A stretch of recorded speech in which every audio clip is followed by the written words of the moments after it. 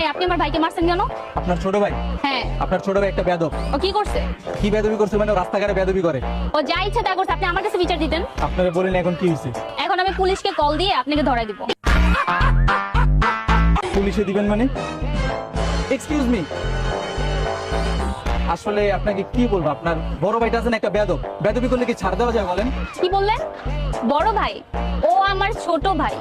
কি বলতেছেন? আপনার ছোট ভাইটা হ্যাঁ। মানে আপনার বড় বোন?